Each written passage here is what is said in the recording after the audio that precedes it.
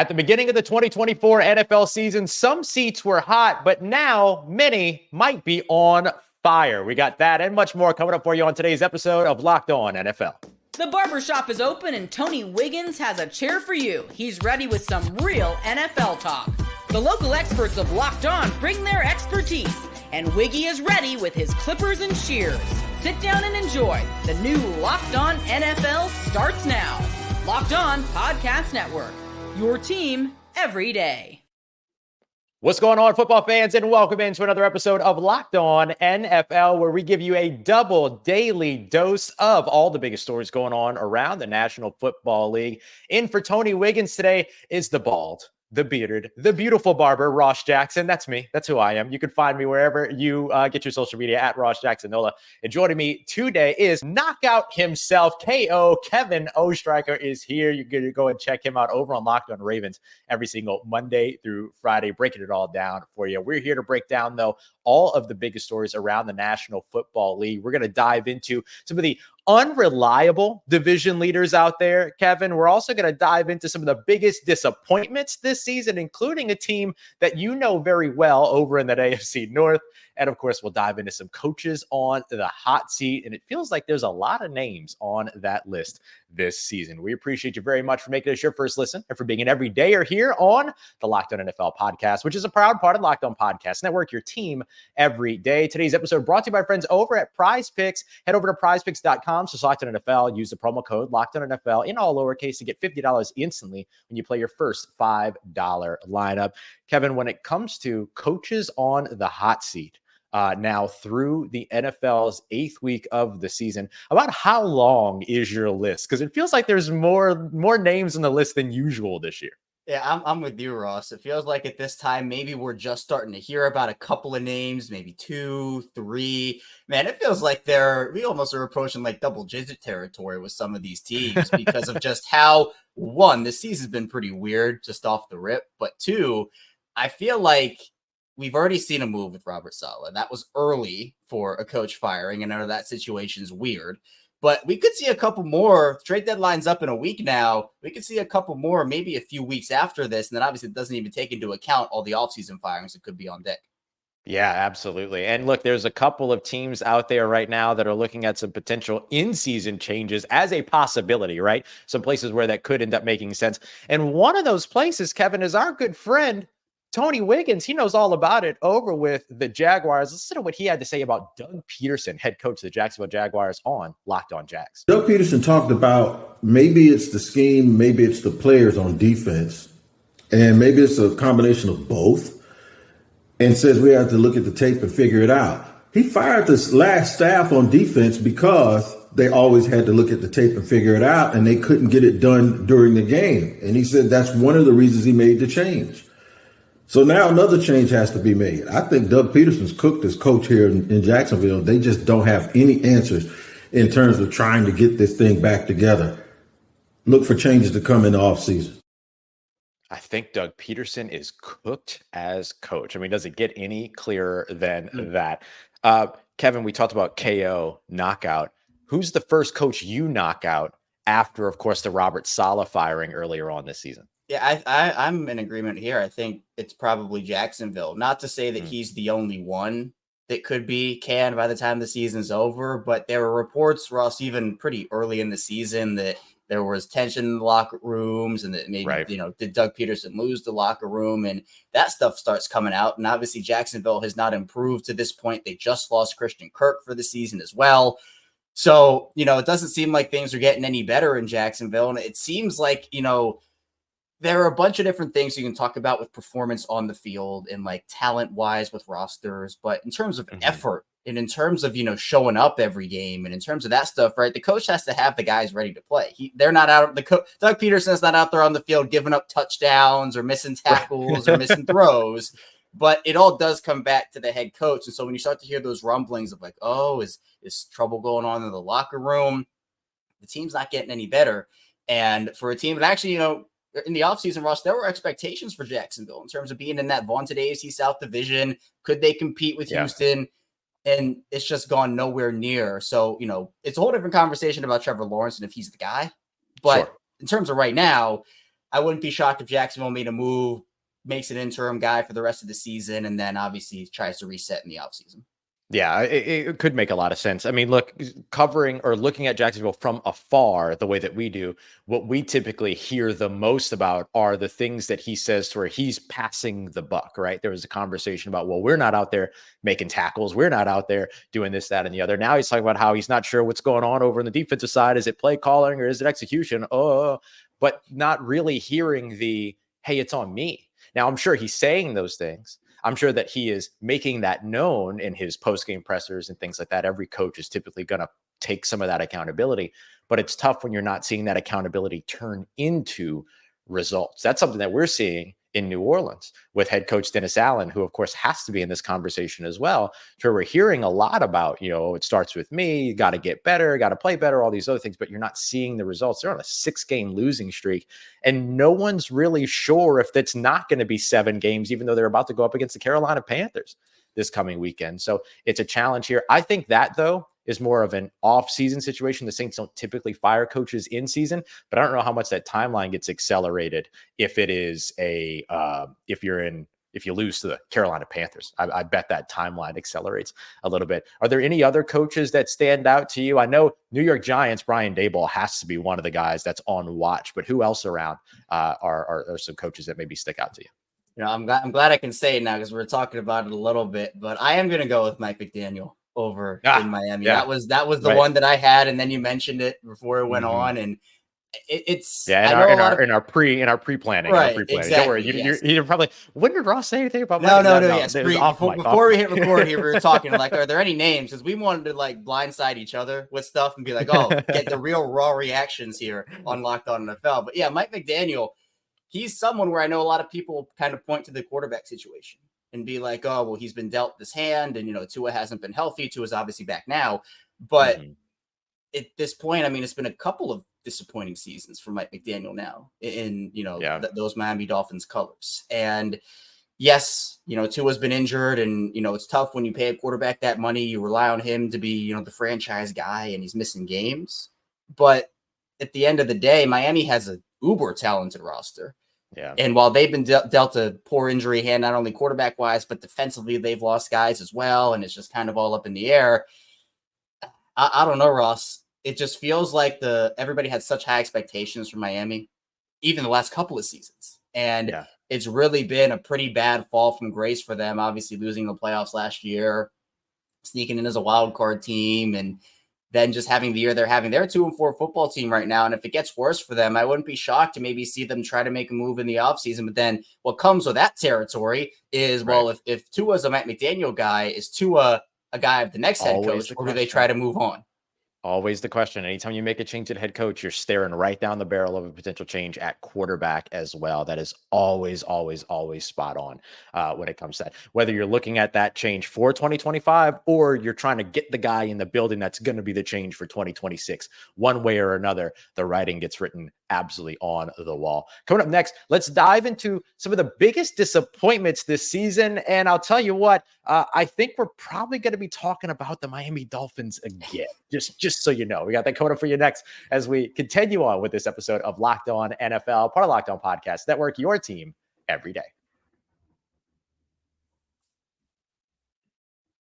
Today's episode of Locked On NFL brought to you by our friends over at FanDuel, America's #1 sportsbook, and where you go to get ready to tackle the NFL action that they've got. Because right now, new customers can bet $5 and get $150 in bonus bets if you win that first $5 bet. FanDuel Sportsbook gives you everything that you need as well to be able to place live bets on the NFL all in one place. I do some live betting pretty often. I love that part to where, a team, maybe an underdog, pulls ahead of a favorite. So then you go and you bet that favorite on better odds. They get the comeback win and you get to enjoy in that comeback win as well. You could also check out the latest stats, view live play-by-play, all in the same place where you place your bets. Visit FanDuel.com to get started today. And don't forget, you'll get started as a new customer with $150 in bonus bets if you win your first $5 bet. That's FanDuel.com, America's #1 sportsbook. All right, everybody, continuing on with today's episode of Locked On NFL, taking a look at some of the most disappointing teams. And we were discussing one team there just a moment ago in terms of the potential head coach. Let's dive a little bit deeper into those Miami Dolphins, because I'll tell you what, Kevin, we're not the only ones that are worried about the Dolphins. Kyle Krabs over at Locked On Dolphins is very worried as well. This season, for all intents and purposes, is over, because this is the perfect summation of the Dolphins and their season, and can't get out of their own way, and back-to-back 10-point blown leads and opportunities to kill the game, self-inflicted wounds. You get the ball coming out of the second half, and you force a punt, and you take over and backed up in your own territory. You've had success running the ball, and what do? You're in the shotgun, and you throw it a couple of times, and one of them goes off to his hands and should have very easily been caught as a shotgun snap, but it wasn't, and it's a safety, and then the Cardinals get the ball back, and the race is on. And Miami had opportunities late in the game to get key first downs and possess the football. You had opportunities to pressure an opposing quarterback and get him on the ground. You couldn't sack him once. You had 5 free runs at him. Kyler's playing out of his mind, and it's one of those games, as the saying goes, when it rains, it pours. That's certainly the way that it feels in Miami right now when it comes to those Dolphins. We were talking about Mike McDaniel, the head coach there. I think that head coach, he is going to end up making some team very happy as an offensive coordinator in his future. I don't think that Mike McDaniel is done in the NFL if he's done as a head coach. I just don't know if he's going to get another shot at head coach without going back to that coordinator spot first. Yeah, and Ross, I feel like this is kind of something we always say with some of these head coaches is some coaches make great coordinators, but not so great head coaches. And it feels like for Mike McDaniel, look, he earned that Miami job, right? I don't want to make it so that, 100%. He got this job and he wasn't qualified. No, he was more than qualified to get this job for the Miami Dolphins. But again, you get into that situation, your career starts to play out as a head coach, and it's just not the way that you thought it was going to go. And so for Mike McDaniel, I think, he was the big prize of that, head coaching cycle. Everybody was like, okay, Miami, this is like a Super Bowl team for the next however many years. And it's just been disappointing. I mean, you make a move for Tyreek Hill, you bring in Jalen Waddle, you have obviously explosiveness in the running game as well. And the defense, you make a move for Jalen Ramsey, you got Javon, like their roster's loaded. And so they should be performing better than they are, even with all of the Tua stuff that has gone on this season. That's tough. That's a tough hand to be dealt. But I think when you look at the situations, we see teams, with backup. We saw Cleveland do it last year. Joe Flacco comes in, he leads that team to the playoffs. And so doing it again with Jameis, at least one game. One, unfortunately, from my side. Sorry. But to me, I think, again, like it's about preparation, too. And so you bring in Tyler Huntley, and speaking of the Ravens, Ross, I watched Tyler Huntley in Baltimore. He does not fit that offense. Tyler Huntley, he's fine if you run him in a certain offense, but Miami needs a quarterback that can throw the ball deep. You got to use Tyreek's speed and Jalen Waddle's speed. Tyler Huntley's weakness is the deep ball. And so they did that scouting, and they still threw him out there, and it went exactly like I thought, and probably exactly like a lot of other people thought too. So yeah, man, I mean, some coaches are just better as coordinators than they are as head coaches, and unfortunately we might be headed that direction with Mike McDaniel. Yeah, I think so too. And it seems like another team that has been a big time disappointment is another team that you're very familiar with, the Cincinnati Bengals. And it's not the quarterback. I think Joe Burrow's had a great season so far. It's been the other side of the ball that's been causing Jake Liscow and James Rapien a lot of grief over at Locked On Bengals. We've said several times on this show, at some point you are what you are. I think we're at or past that point. But you can take it a step further and actually dive into, okay, what are the core issues really facing this team? There's a bunch of issues. And the one that to me stands out the most is something that we talked about week 3. I became a meme week 3 when I was just mind blown at how much time Jaden Daniels had to throw it and put up 38 points on this Bengals defense. That was shorthanded, right? It was because they were shorthanded. No BJ Hill, no Sheldon Rankins. Were they shorthanded on Sunday against the Eagles? I guess you could say no Dax Hill if you really want to reach, but that's been weeks now. They weren't shorthanded. The defensive linemen were on the field, and you had your starting safeties, and you had your starting linebackers, and you had your defensive line rotation. And if Jalen Hurts didn't get on the flight back to Philly, he'd still be standing at Paycor Stadium. I think what we know now is that Tom Brady's still running his 40 and Jalen Hurts is still on not let me check. Yep, checking my notes here. Yep, still has not been pressured by the Cincinnati Bengals. Yeah, it's still not happening. So we've got the Miami Dolphins, we got the Cincinnati Bengals, both disappointing teams because they're high expectations. Can you think of any other teams that maybe fit that category of big expectations, high expectations, but so far a disappointing output? Yeah, well, Cincinnati's certainly one of them, and I'll do a surprise jump back to the first part of the show, Ross. Zach Taylor's another one of my guys. There you go. That I think might be on the hot seat here. Maybe a better coordinator than head coach. Yep. Yeah. The Bengals. I mean, look, it's been crazy, Ross. The Bengals have started, I believe, 1-11, 1-9 over the first 2 weeks of the season. Like they don't start fast. They put themselves in this hole every single season. And you mentioned it. Joe Burrow's been playing well. Like Joe Burrow in the offense, but the defense is awful. They have a bunch of different issues. And so that's been a disappointment for a lot of people because I think with Joe Burrow coming back, it's like, okay, well, that's going to fix all the Bengals issues. And it certainly fixed a lot of them. But he can't go. Sure. You want to line him up at corner. You want to line him up on the D line. You can't do that. Right. So they have other issues. They're certainly a disappointment this season. I would also, look, you talk about disappointments, Ross. I'm going Jets all the way here. I know that's exactly where I was going. They've been such this polarizing team. And you talk about quarterbacks fixing issues. Everybody thinks Aaron Rodgers comes back and he masks everything the Jets have going on. But there's been drama up and down. Seemingly, back to the Hassan Reddick situation, and that's just got resolved. You bring in Devontae Adams, and you're still a 2-6 football team. You fire your head coach, and he's probably doing the Shannon Sharp meme important, like, see, it wasn't me. Was it really me? So, man, it's just been a boat of disappointment over there for the Jets. Yeah, I think the Jets are definitely atop that list. I'll go a different direction here too. I'll stick in the NFC, or I'll go to the NFC East. You could pick the team that beat Cincinnati. I think the Eagles, they're still disappointing, even though that they had that blowout win over Cincy. But what we're learning right now is that Cincy might not be the team that we thought that they were. So therefore, who are the Eagles for beating that team? And in similarly, same division, what the Dallas Cowboys? They've been atrocious this year. And so I think both of those have to fall into the category of teams that are kind of, disappointing. And I'll go a step further along with you, Mike McCarthy, Nick Sirianni. Those guys are not, I'll say they're not safe, right? They're not sitting on, let's just say it this way. The chair they're sitting on isn't giving them a massage, right? It's a hot seat. It's a very, very hot seat. They're not in a reclining, relaxing situation over in their situations. And especially some of the antics that we've seen from Sirianni this season, just kind of like those things. Those are the things that unfortunately end up being a larger part of the storytelling when your team is struggling than the actual issues around your team and how you're trying to address and fix them. Don't create distractions where there's no need for a distraction. I feel like Sirianni's kind of stuck in that rut right now. Yeah, definitely. Both those teams. And obviously for a Dallas team that, very publicly, the Derrick Henry to know Dallas situation has been very public with Jerry Jones. He's made comments throughout the season. You mentioned Sirianni and those antics as well. And I feel like there were a lot of questions, Ross, about a lot of these guys going into this season. And you talk about the NFC East.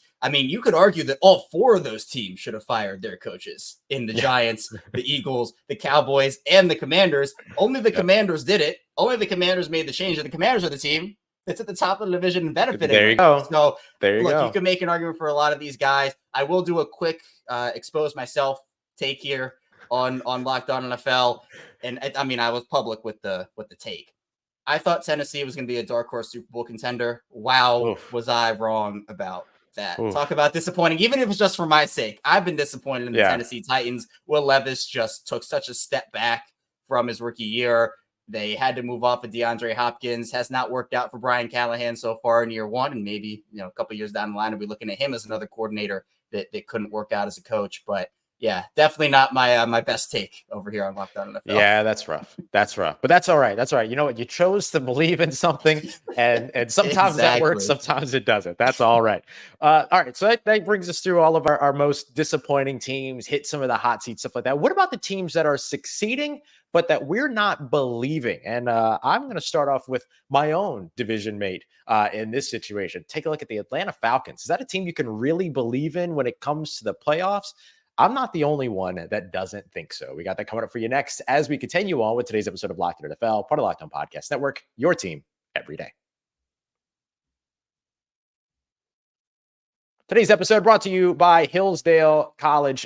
You look at a lot of opportunities here when it comes to time, right? It's a very important commodity. And so you don't want to waste it scrolling through the same mind-numbing content for hours and hours and hours when you can instead be maybe looking at some ways to, bolster, revisit some of the things that maybe you've forgotten over the years, history, economics, great works of literature. There's that and much more all available for you so that you can check out your time and how technology has changed things. There's so much for you to see. And Hillsdale College makes it all accessible for nothing, for free. 40 free classes. That's right. Free online courses that include different things like Shakespeare and literature and mathematics and logic, chemistry, and much more. So go and check them out today. You can do so over at hillsdale.edu/locked-on to enroll. There's no cost and it's easy to get started. Once again, that's hillsdale.edu/locked-on to register. hillsdale.edu/locked-on. Today's episode also brought to you by friends over at Prize Picks, the easiest and without a doubt most fun way to play daily fantasy sports. You've heard Kevin and I sitting here breaking down a whole bunch of stuff going on around football, professional football, but there's also college football, college basketball is on the way. Basketball is back as well, and so much more. You can get into all of that over at Prize Picks. It's you and your knowledge of your favorite sport versus the house. No mystery lineups by the thousands and stuff like that.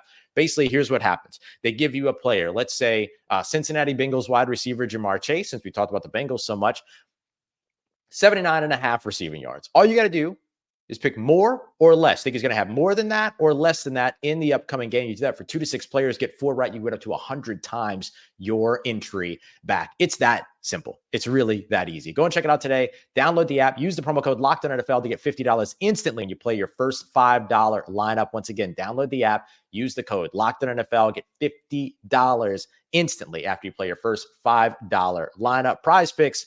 Run your game.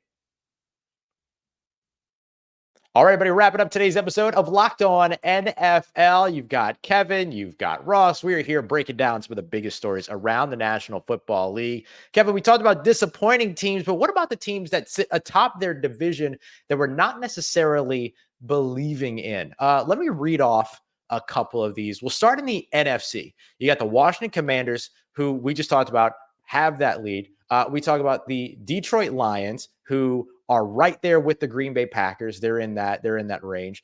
The Atlanta Falcons at the top of the NFC South. And then there's the NFC West. I think we got to kind of leave them out of the conversation because there's no division leader in the NFC West. 3 teams are 4-4. 1 is 3-4. Not necessarily been what you've been looking for. And so out of those teams, I would say that the team that I'm not so sure about once they get into the playoffs is the Atlanta Falcons because of the way they kind of shift and mold depending upon who they're playing against. Before we get to yours, I want to just show everybody that I'm not being a hater because I'm not the only one that thinks the Atlanta Falcons aren't necessarily that team just yet. In fact, Aaron Freeman over at Locked On Falcons might agree. The Falcons have solidified, not cemented. It's the Falcons, guys. There is no lead that this team cannot blow. But they have solidified their playoff hopes. And I think that's led to some people just sort of automatically saying, oh, we got that in the bag. Now we're on to bigger next thing. Now that we've sort of cemented our status as a playoff team, now it's about the next step, which is being that Super Bowl contender. And I don't think the Falcons are there yet. So I just wanted to make sure everybody knew it's not just me, right? We have every right to doubt the Falcons. All right. 25-point leads, all these other things. We've seen it over and over again. We have every right to doubt the Falcons. Everybody can calm down. See, I'm using my calm voice. Kevin, in the NFC, which division leader are you not super sure about? Yeah, I mean, I'm going to have to go with Atlanta too, because I'm not alone. You're not. And the reason is because, look, Detroit, I think that they're going to take a step in the playoffs this year. I think that loss in the NFC Championship still stings and still haunts them, even without Aiden Hutchinson. I mean, they've been dominant this year. Outstanding. You could make a case for Washington if you feel like, Jaden Daniels being a rookie, him entering the playoffs, is that going to be a thing? He's been playing great this season, but, playoffs versus regular season, Russ, we all know it's just a different beast. Yep.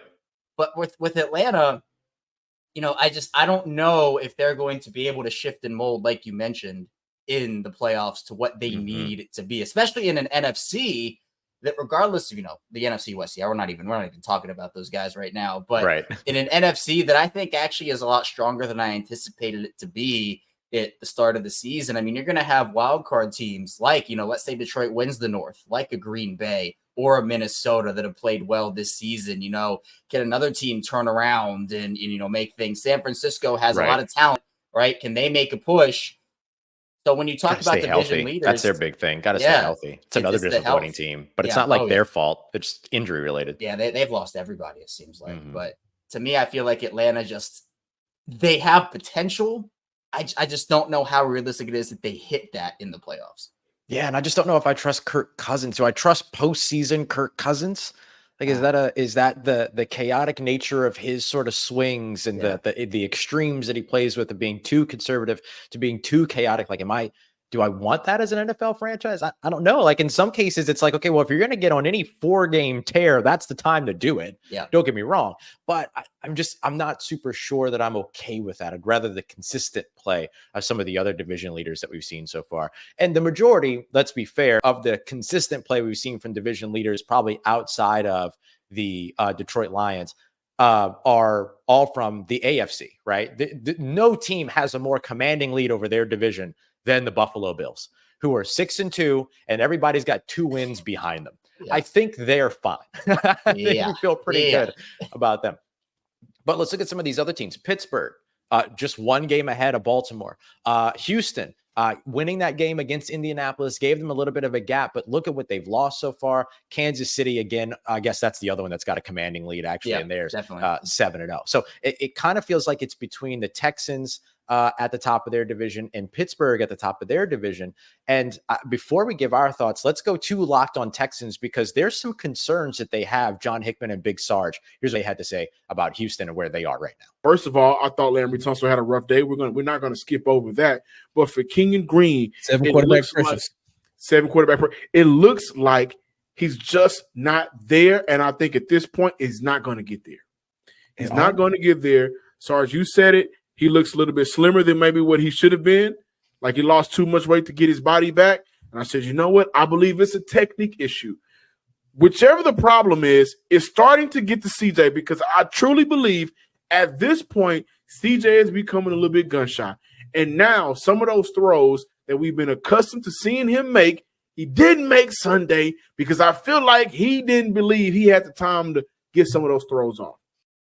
Pressure, never good for young quarterbacks. We know that. Yep. Pressure on the interior, never, ever good for young quarterbacks. And then when you lose Nico Collins, and now you've potentially lost Stephon Diggs for an extended amount of time, basically everybody's saying that they kind of know where this is going, but aren't entirely sure yet. Feels like they're slow playing it a little bit, try to find out as much information as they can. Makes sense because of the commodity. You got to admit, things are a little shaky right now over in H-Town. Yeah, I agree. And I think part of it too is they've eked out a lot of wins this season. Like it's hard. Yeah, they've true. had a couple of good wins, but it's hard to feel super confident. I mean, look, they have 6 of them on the season, but it feels like they're just barely escaping a lot of these games. Five of those wins coming in close games. Right. So to me, it just feels like we could be having a very different conversation if 1 or 2 plays went a different way for the Texans. And we could be talking about maybe a 4-4 tie at the top of the division between Houston and Indy. So, yeah. And I can even turn this into if the Colts do decide to make the move to start Joe Flacco for the rest of the season, who knows if that's going to be the case? Well, Houston might be sweating a little bit because Joe could lead that team. We saw how Indy looked with him under center. And with Houston looking shaky, injuries, stuff with the offensive line, yeah, Houston might have to watch their back for sure. Yeah, for sure. How are you feeling about Pittsburgh over in that AFC North division? I think the reason why I'm most concerned about Pittsburgh actually doesn't have anything to do with Pittsburgh. I feel good about Mike Tomlin, feel good about what Russell Wilson's looked like, feel great about that defense.